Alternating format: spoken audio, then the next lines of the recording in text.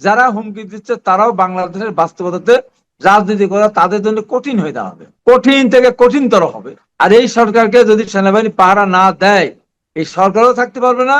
আর যারা হুঙ্কার ছাড়ছে তারা আজকে যে পজিশনে তারা হুঙ্কার ছাড়ছে, যেভাবে তারা চলছে সরকারের প্রোটেকশনে, সেই প্রোটেকশন তারা পাবে না। কারণ যারা স্বাধীনতাকে স্বীকার করে না, যারা এখনো জাতীয় স্মৃতিসৌধে যায় না, তারা আজকে আমাদেরকে টার্গেট করবে, এটাই তো স্বাভাবিক। আমন্ত্রণ জানাচ্ছি প্রিয় দর্শক, মাতৃত্বের নিয়মিত আয়োজন কথোপকথনের। এনসিপি হুঙ্কার দিয়ে বলতে চাইছে যে কোনো অবস্থাতেই ফেব্রুয়ারিতে নির্বাচন নয়। একই সঙ্গে আমরা জানি যে জামাতের সাথে তাদের সুরের অনেকটাই মিল, একই সঙ্গে তারা কথা বলছে নির্বাচন তারা হতে দিবে না, এমন একটা ইঙ্গিত আমরা পাচ্ছি। এবং একই সঙ্গে বিএনপির শীর্ষ পর্যায়ের কোন কোন নেতাকে তারা হুমকি দিচ্ছে নানান ভাবে। আসলে কি ঘটছে, কি হবে, এই সব বিষয় নিয়ে আমরা কথা বলবো। এই বিষয়ে আলোচনার জন্য আমাদের সঙ্গে যুক্ত রয়েছেন বিএনপি চেয়ারপারসনের উপদেষ্টা হাবিবুর রহমান হাবিব। হাবিবুর রহমান হাবিব, আপনাকে আমরা স্বাগত জানাচ্ছি আমাদের অনুষ্ঠানে এবং জানতে চাই যে এনসিপির পক্ষ থেকে মঙ্গলবার হুঙ্কার ছেড়ে বলা হয়েছে যে কোনো অবস্থাতেই ফেব্রুয়ারিতে নির্বাচন নয়, এবং স্পষ্ট করে তারা বলেছে নির্বাচন হবে না। আপনারা বিষয়টিকে কিভাবে দেখছেন? আপনাকে ধন্যবাদ। আপনার আপনার অনুষ্ঠান, জনপ্রিয় অনুষ্ঠান যারা দেখছেন তাদেরকে সশ্রদ্ধ সালাম। আমিও কালকে শুনছি, আমি যখন ওই গ্লোবাল টিভিতে ছিলাম, শেষের দিকে এসে আমাকে অ্যাঙ্কর বলতেছিলেন যে এই ঘটনা পাটোয়ারি একটাকে দিল, সরাসরি জি। কথা নির্বাচন হবে না। হুম। এটা কোনো রাজনৈতিক দলের কোনো নেতা বা মুখপত্র হোক, নেতা হোক, যেই হোক না কেন, এইভাবে বলাটা কোনোভাবে শোভন না। নির্বাচন হবে না। একটা রাজনৈতিক দল ইচ্ছার উপরে কি নির্ভর করে? এদেশে নির্বাচন কমিশন নেই, এদেশে কি সরকার নেই? সরকারও তো এইভাবে বলে না। এই যে যে কথাটা বললো, এটা কেউ কি ভালোভাবে গ্রহণ করেছে? আর আমি আপনাকে বলি যে তারা এমন কোনো বড় দলও না, এমন কেউ না। তারা তারা গণঅভ্যুত্থানের সময় তারা ছিল, আমরা তাদেরকে সমীহ করি, স্নেহ করি, তাদের অবদান সেটাকে আমরা স্বীকার করি। তার মানে কি একা তারা করেছে তা তো না, সব দলের এখানে অবদান আছে। আমাদের অবদান অনেক বেশি আগের থেকেই। আমাদের শত শত মানুষ গুম হয়েছে, খুন হয়েছে, এবং জুলাই অভ্যুত্থানে আমাদের যত লোক মারা গেছে, তাদের যে দলের পক্ষে তো সেই দলের তো একজনও মারা যায়। সাধারণ মারা যারা মানুষ গেছে তারা দাবি করতে পারে না তাদের লোক। এখন তারা বলছে যে নির্বাচন ততদিন পরে হবে যতদিন সমস্ত হত্যাকাণ্ডের বিচার হবে, সম্পন্ন হবে, তখন তা নাহলে শহীদদের কবর থেকে উঠে তাদের বাবা মার করে ফিরে দিতে হবে।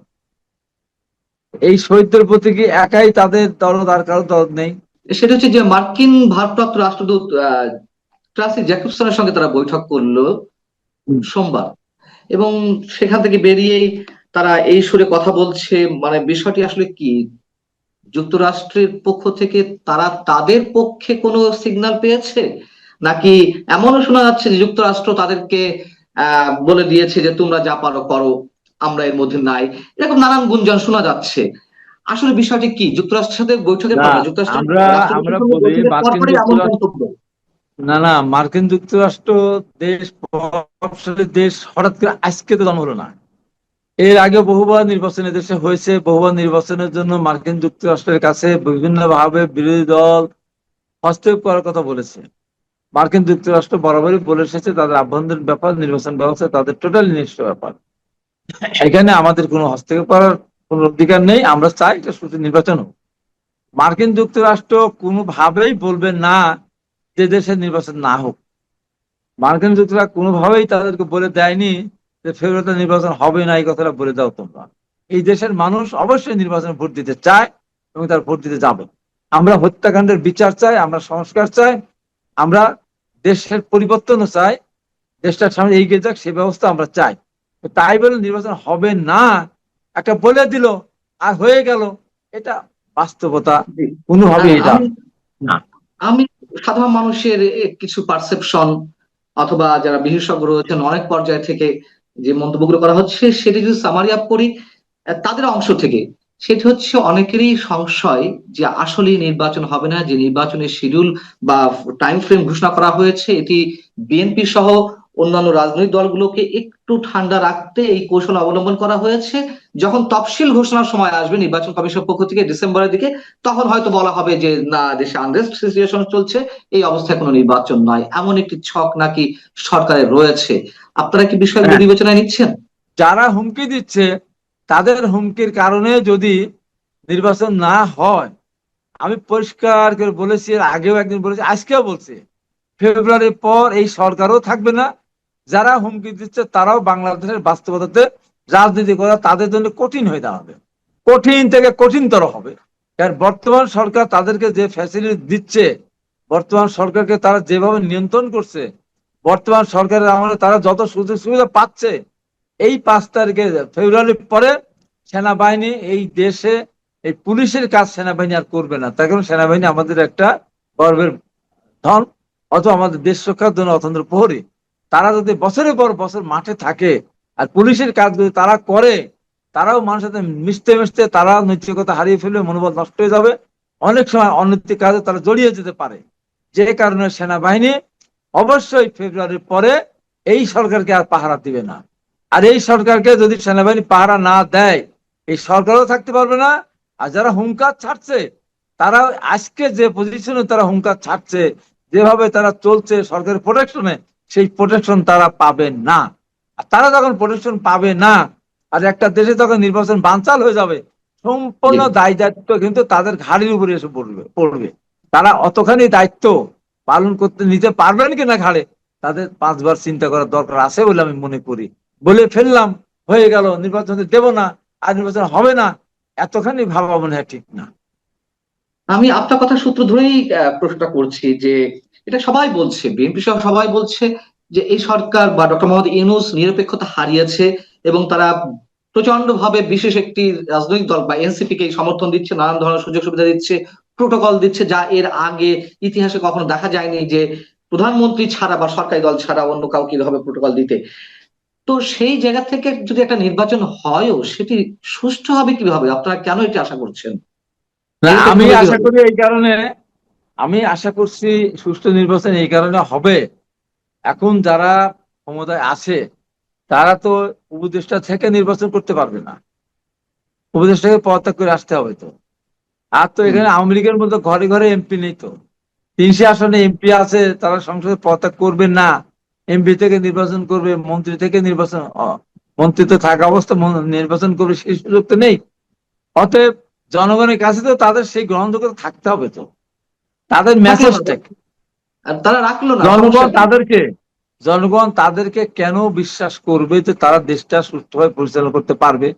একটা আন্দোলন সবাই মিলে করেছিলাম, তারা ছিল সামনের দিকে, তারা ছিল, এবং তারা বৈষম্য বিরোধী আন্দোলনের ব্যানারে তারা আন্দোলন করেছিল, সারা দেশ জাতি তাদেরকে সমর্থন দিয়েছিল। তার না, মানে ঠিক এই আছে, আমি না। বলছি এই প্রশাসন ডক্টর মোহাম্মদ ইউনূসের অধীনের এই প্রশাসন যদি ডিসফেভার করে বিএনপি প্রার্থীদেরকে অথবা অন্যান্য দলের প্রার্থীদেরকে, শুধুমাত্র এনসিপি প্রার্থীদেরকে ফেভার করে ইলেকশন ইঞ্জিনিয়ারিং এর মাধ্যমে অন্য কিছু ঘটানোর সম্ভাবনা আছে কিনা? এটা চেষ্টা করলেও সফল হবে না। অতএব প্রশাসন অবশ্যই ইতিমধ্যে, আমি আবার উচ্চারণ, ইতিমধ্যে প্রশাসনের সিনিয়র লেভেলের প্রত্যেকজন অফিসার এদের প্রতি খুবই বিরক্ত। তার এদের দিয়ে ডক্টর ইউনূস সাহেবের অনেক ভালো কাজ, বন্ধু কাজ সব মিলানোর পর সবচেয়ে খারাপ কাজ যেটা উনি করেছেন আমার দৃষ্টিতে, সেটা এই যে বাচ্চা ছেলেদেরকে দিয়ে মন্ত্রিত্বের আসনে বসিয়ে 52, 53, 55 বছরের বিসিএস ক্যাডার, যারা সারা জীবন রাজনীতি মানে পেশাদারিত্ব করে এসেছে, তাদের মাথার উপর বসিয়ে দিয়ে আলটিমেটলি তাদেরকে সারি বলতে হয়, মন্ত্রীকে তো সারি বলতে হয়, সচিব তো তাকে সারি বলবে। এই যে তাদের যে মনের কষ্ট, এবং এই সমস্ত ছেলেরা এদের সাথে সেই ব্যবহারও করে না, এবং প্রত্যেকটা অফিসে যায়। আমাদের সাথে অনেকে তো এখন যারা সরকারি কর্মচারী কর্মকর্তা, তারা আমার মিনিমাম 7, 8, 10 বছরের ছোট। তারা বলে আমার হাবিব ভাই আর পারি না, জি। কবে একটা নির্বাচন হবে, জানি এরা তো অত্যাচার তো পাচ্ছি না, এরা সম্মান দেয় না। এক জায়গায় গিয়ে বলে এই কাজটা দিতে হবে, এইটা করতে হবে, অমুককে অমুক দিতে হবে, পাঠাতে হবে। এই যে মানে কথা বলে, ওই যে একটা, এদের ভিতরে কোনো ম্যানারও নেই। তো এই জন্য এই যখন একটা নির্বাচনের সুযোগ আসবে, আমি মনে করি ডক্টর ইউনূস সাহেবের পক্ষ থেকে যত নির্দেশনা দেওয়া হোক না কেন, একজন অফিসার, একজন কর্মকর্তা, একজন নির্বাচনের সাথে দায়িত্বপ্রাপ্ত কেউই তাদের পক্ষে ভোট কাটতে যাবে না। আমি যাবে আপনাকে না, এই জায়গাটা আমার প্রশ্ন তাদের ব্যবহারের এই কারণে। জায়গাটা আমার প্রশ্ন। তাহলে তাহলে যদি তাই মানে বিষয়টা যদি তেমনই হয়, তাহলে কেন আমরা একজন নির্দলীয় ব্যক্তি, সর্বজন গ্রহণযোগ্য ব্যক্তিকে আমরা অন্তর্বর্তী সরকার বা তত্ত্বাবধায়ক সরকার বা অস্থায়ী সরকারের প্রধান হিসেবে দেখতে চাই? নিশ্চয়ই তিনি লেভেল প্লেইং ফিল্ড তৈরি করবেন বিধায় আমরা এমন একটি লোককে চাই। তো তিনি যদি নিরপেক্ষ না হন, তাহলে তাকে আমরা বসাবো কেন? ওনার কিচ্ছু করা লাগবে না। সংসদ যখন থাকবে না, মন্ত্রী যখন থাকবে না, এমপি যখন থাকবে না, আর এখন তো ভোট কেটে দেওয়ার সে সুযোগও নাই। আম, আপনি এনসিপি নেতাদের উদ্দেশ্যে বলছিলেন বা সাবেক ছাত্র সমন্বয়ক যারা রয়েছে তাদের উদ্দেশ্যে বলছেন, যেটা ম্যানার জানে না, সিনিয়র রাজনীতিবিদদের সম্মানটুকু দিতে জানে না, এদের আচার আচরণে এক ধরনের ঔদ্ধত্য প্রকাশ পায় সবসময়। এই যে আপনি যেমন অভিযোগ করলেন, এই অভিযোগ আরো অনেক নেতার, অসংখ্য মানুষের। সেই জায়গা থেকে একটা প্রশ্ন, তারা আপনার বিরুদ্ধে অভিযোগ তুলেছেন, আপনাদের আরেক সহকর্মী বিএনপি চেয়ারপারসন উপদেষ্টা অ্যাডভোকেট ফজলুর রহমান মুক্তিযোদ্ধা তার বিরুদ্ধে অভিযোগ তুলেছেন, এবং আপনাদের বিরুদ্ধে বিএনপির হাই কমান্ডের প্রতি অ্যাকশন নেওয়ার জন্য দাবি জানিয়েছে। আপনি এই জায়গাটিতে কি বলবেন? আচ্ছা, একটা খুব ভালো প্রশ্ন আমি নিজেই উঠাতাম, মানে উঠালেন। আমার যতগুলি বক্তব্য দিয়েছি, কোনো বক্তব্য আমি কারো নাম ধরে দেইনি। সাজিদ আলম, আমি যখন বলেছি যে আমরা এত কষ্ট করলাম, নির্যাতিত হলাম, আজকে নৌকা ধানের শীষ 2 1 তারা স্লোগান দেয়, তাদের হাতের কাছে যা পাবেন তাই তার দিব্যাটা কেড়ে কালো কুত্তা দিয়ে খাওয়াই দেবেন। আমি কি নাম বলেছি কারো? কোন দলের নাম বলেছি? কারোর নাম বলেছি? সাজিদ আলম এই যে পোস্টার দিল, এটা অন্যায় করেছে আমার প্রতি। আমি তো তার নাম বলি নাই, সে তো বলতেও যাচ্ছে না। যে বলবে তার কথা আমি বলেছি।